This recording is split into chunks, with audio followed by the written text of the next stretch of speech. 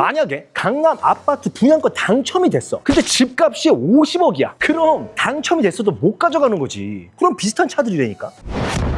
여러분, 제가 차 한 대 공짜로 드릴 테니까 그냥 가져가세요 하면 대부분은 이게 웬 떡이냐 하고 바로 가져가실 겁니다. 그렇죠? 그런데 믿기 어려우시겠지만 공짜로 집 앞에다 갖다 바쳐도 나는 절대 안 탄다 하는 차들이 실제로 있습니다. 근데 더 놀라운 건 이 똑같은 차를 두고 매물이 올라오자마자 0.1초 만에 계약금부터 쏘고 주워가는 사람들이 동시에 줄을 섰다라는 겁니다. 누구는 공짜로 줘도 안 탄다는 차를, 누구는 없어서 못 산다. 그런 차가 있나? 쉽게 이런 겁니다. 마치 홍어 같은 거죠. 저도 잘 먹는 음식은 아니지만은 어떤 사람은 저처럼 냄새만 맡아도 질색팔색을 하지만 또 어떤 사람은 거의 뭐 없어서 못 먹을 정도로 찾아다니면서 먹기도 하잖아요. 오늘 말씀드릴 차들이 비슷한 차들입니다. 죽어도 안 탄다는 사람은 왜 안 타는지, 반대로 나오기만을 기다리는 사람은 왜 바로 사가는지, 그리고 그 차들은 과연 어떤 차들인지까지 지금 바로 알아보시죠. 자, 홍어처럼 호불호가 미치게 갈리는 그 첫 번째 차량, 기아의 플래그십 대형 SUV 바로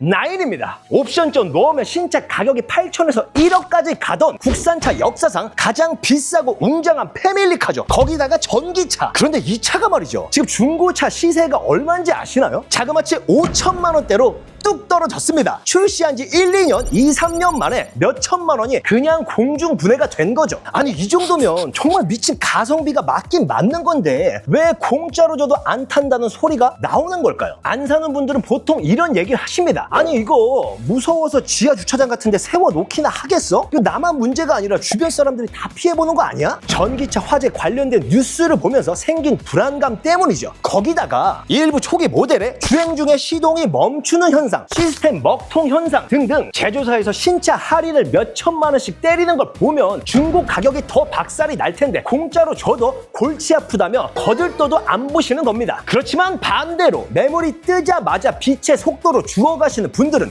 왜 그럴까요? 전기차 공포증 덕분에 생긴 감가 폭탄을 역이용하는 겁니다. 집이나 회사에 언제든 편하게 밥 줄 곳이 있고 배터리 보증도 아직 짱짱하게 남았는데 시세가 반토막이 났다? 이 팰리세이드 살 돈으로 저 우주선 같은 대형 SUV를, 거기다가 연료비는 반의 반값이면 그래, 남들이 겁먹었을 때가 가장 싸게 살 수 있는 기회다 라며 눈독 들이던 우리 실속파 아버님들이 잽싸게 채가고 있는 겁니다. 사실 이 차를 안 사는 이유는 지금 보시다시피 이 주차장에 이렇게 세워 놓으면 이 옆에 틈이 엄청 좁아서 내리기도 불편하고 주차하고 넣고 빼고 하기에도 불편하고, 그리고 결정적으로 이 전기차 이 화재 위험성 뭐 이런 것도 얘기하시는데 이 작은 게 불이 났을 때랑 이렇게 큰 게 불이 났을 때랑 이 큰 걸 더 두려워하시는 거 아닐까? 두 번째 차량, 이름만 들어도 가슴이 뛰는 이탈리아 명마, 바로 마세라티 르반떼입니다. 한때 강남 사모님들 그리고 성공한 전문직 아빠들의 드림카로 불렸던 그런 녀석이죠. 특히 이 배기음 제가 한번 들려드릴게요.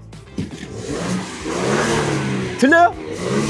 바로 이거! 이게 이 마세라티라는 제조사에서 우리의 엔진 배기음은 그냥 단순한 소음이 아니라 이 음악으로 승화를 시키겠다 해서 실제로 피아니스트나 그리고 작곡가들을 이 자문을 통해서 실제로 악보를 그려가면서 이 엔진 음을 만들어냈다는 얘기가 있죠. 그런데 그러면 뭐합니까? 이 유튜브 검색창에 마세라티라고 검색을 하면 나오는 영상들을 한번 보세요. 마세라티 절대 사지 마라, 사고 나서 하루하루가 지옥이다, 중고차 딜러들이 가장 싫어하는 차 마세라티. 실제로 이 보증이 끝난 마세라티는 정비소 한번 들어가면은 기본이 몇백만 원 출발입니다. 거기다가 잘못하다 사고라도 나서 부품 한번 기다리게 되면은 정비소에 한두 달은 그냥 세워만 놔야 됩니다. 이 삼지창 마크 달고 폼 좀 내버려다가 이 삼지창에 찔리면 출혈이 크다라는 공포가 지배를 하니까 공짜로 줘도 거르는 건데, 자, 그럼 반대로 이 매물이 올라오자마자 바로 사가시는 분들은 어떤 생각이실까요? 돈이 남아돌아 미쳐서 사가시는 걸까요? 아닙니다. 오히려 철저한 계산이 끝난 분들이더라고요. 실제로 제가 만난 고객님께서 해주신 말씀이 이 마세라티 르반떼는 신차가가 1억 3천에서 1억 7천만 원이 훌쩍 넘어가던 정말 하이엔드 끝판왕 럭셔리 SUV다. 그런데 현재 중고 시세로 2, 3천만 원이면 충분히 구매가 가능하지 않냐. 그러면 신차가가 1억이 넘네, 2억이 가네마네 하던 차를 내가 3천만 원대에 산다면 수리비를 500이든 1,000만 원이든 깨질 각오하고 타더라도 감가상각 면에서는 이건 무조건 남는 장사다 라고 생각하시더라고요. 그리고 보통 이런 분들은 정식 서비스 센터를 안 가시고 차에 대해서는 거의 박사 학위까지 취득하신 분들입니다. 부품도 본인께서 직구를 하고 동네 수입차 카센터 리스트를 꽉 쥐고 계시더라니까요. 그러면서 아니 아반떼나 소나타 탈 돈으로 신차가 1억 가던 차를 거기다가 이 배기음하고 하차감까지 생각하면 이만한 차가 어딨냐고 하시더라고요. 이 마세라티는 뭐니 해도 이 실내가 백미라 실내 한번 보여주세요. 이 레드 시트의 거의 원조격은 포르쉐가 아니라 마세라티다. 저도 중고차 딜러지만 그것도 맞는 말이네 라는 생각이 드는 게 이 사람은 같은 물건을 봐도 생각하는 기준이 다 다르잖아요. 누군가는 안전이 가장 중요하고 누군가는 유지비가 또 누군가는 평생에 한 번은 꼭 타보고 싶은 로망이 더 중요하더라고요. 예를 들면 누구는 30평 아파트를 선택한다면 누구는 같은 돈으로 작은 단독주택을 선택하듯이 이 정답이 있는 게 아니라 어떤 걸 더 중요하게 생각하느냐 그것의 차이인 거죠. 여러분은 뭐가 가장 중요하다고 생각하시나요?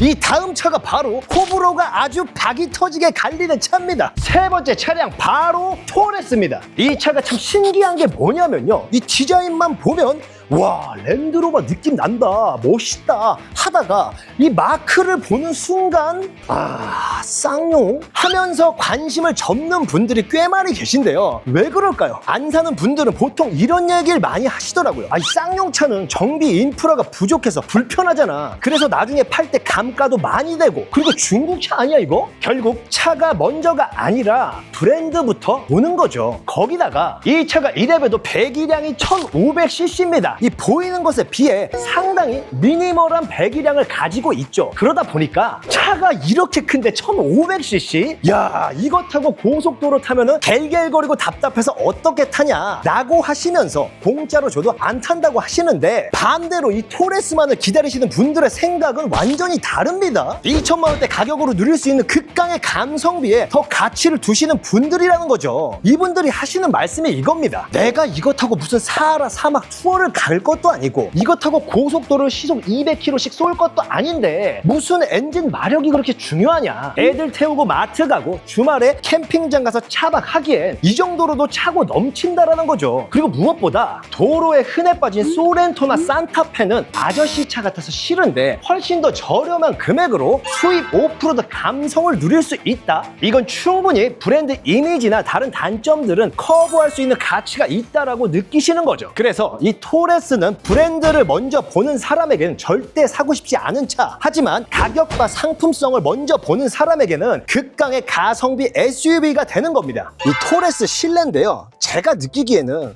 약간 이 센터 페시아가 운전자 쪽으로 향해 있는 거는 아우디 같고, 그리고 이 밑에 이 공조기는 그랜저 GN7, 그리고 이 핸들은 람보르기니 그 우르스에 달려있는 핸들하고 비슷합니다. 그리고 여기 이 실내 램프가 이 르노에서 나오는 그랑 콜레오스 약간 여러 가지 좀 믹스되어 있는 느낌, 그런 느낌이 좀 납니다. 이번 차는 수입 SUV 중에서도 아주 극단적인 악명과 로망을 동시에 품고 있는 바로 그 차, 디스커버리 5입니다. 캠핑이나 차박을 좋아하시는 분들에겐 영원한 대장급 드림카죠. 신차가가 9천에서 1억이 훌쩍 넘어가던 고가의 프리미엄 SUV인데 현재 중고 시세는 아주 처참하다 못해 아주 처절합니다. 1,000만 원 후반대에서 2천 초중반대, 연식 키로수 짱짱한 것들도 3, 4천만 원대면 구매가 가능하십니다. 아니 산타페 풀옵션 탈 돈이면 저 1억짜리 수입 SUV를 탈 수 있다는 건데 이 정도면 눈이 돌아갈 만도 한데 왜 공짜로 줘도 안 타겠다고 손사래를 칠까요? 그 이유는 바로 이 랜드로버를 둘러싼 무시무시한 괴담 때문입니다. 서비스 센터 들어가면 연식이 바뀌어서 나온다. 도로 위에 보이는 이 랜드로버는 정비소를 들어가거나 나오는 중인 차다 라는 조롱 섞인 얘기를 들어보셨을 겁니다. 쉽게 예를 들어볼게요. 큰돈 들여서 최고급 안마 의자를 샀는데 일주일에 3일은 고장이 나서 빨래 건조대를 쓰고 AS 기사는 석 달 뒤에나 온다고 하는 격인 거죠. 돈 쓰고 스트레스로 내 정신적 건강을 해칠 것 같으니 공짜로 준데도 쳐다도 안 보는 겁니다. 그럼 반대로 이 차를 사는 사람들은 어떤 사람들일까요? 그냥 대책 없이 지르시는 분들일까요? 전혀 아니더라고요. 실제로 이 디스커버리